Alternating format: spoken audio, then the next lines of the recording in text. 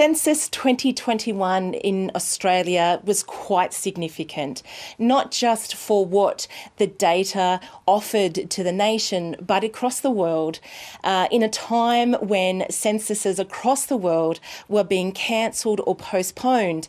The Australian Bureau of Statistics ploughed through and ensured that we had our national enumeration that took a snapshot of our nation at that time. And within that, we were able to see the true extent of the impact of COVID on the way that we lived our lives, from the cities to the regions, from north to south. We can see a true snapshot of Australia and Australians. Okay, so Census Day was August the 10th, 2021, when much of Australia's eastern seaboard was subject to COVID restrictions. What proportion of people were working from home that day?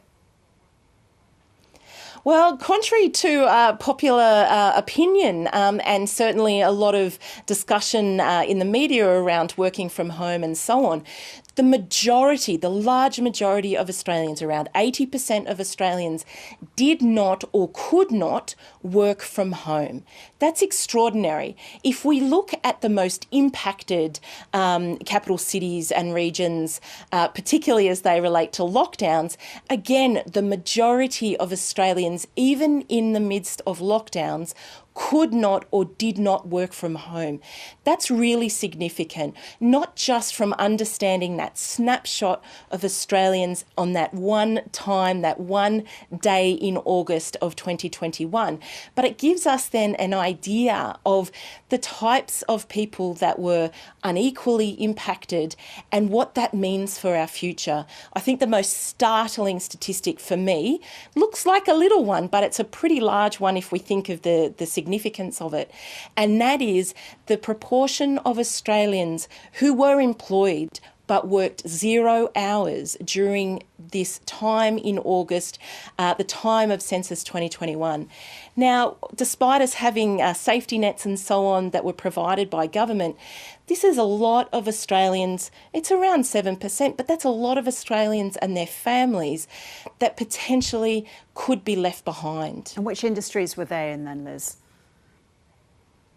Well, it's of no surprise that the types of industries most impacted by COVID were industries such as construction, industries like the arts and recreation activities and so on. So Australia, a country that prides itself on overseas travel and tourism and its fantastic arts and cultural scene, it has really, really taken a hit. And that's concerning. I think we heard from a lot of people in the construction, in the arts industries during COVID crying out for help. This is going to be a slow burning issue and one I don't think we've really grappled with the extent of. So overall, in terms of the jobs that people were doing, did you detect a shift in the industries and the occupations that people were choosing? Yeah, not surprising. Given that Australia's population is ageing, that is, our age structure is getting older, and that's reflected in our median age within census again. But what we're seeing now are the growth industries of aged care and the care economy is increasing. IT and particular formerly niche areas of IT are increasing quite substantially. If we look at things like education relating to Asian languages, to IT, artificial intelligence and those sorts of IT sciences, security sciences, for example, there's definitely a boom there and we're going to likely see these industries continue to increase into the future. And there was an increase overall in the healthcare workforce, but there are still big shortages in that sector, aren't there? How come? Massive. Look, even prior to COVID, Australia's ageing population, as a result of our success when it comes to living longer and so on, meant that with the local population the way it was, the age structure, we had fewer people ageing into the workforce than those leaving the workforce, for example, through retirement. That's been exacerbated with COVID and is set to only get worse.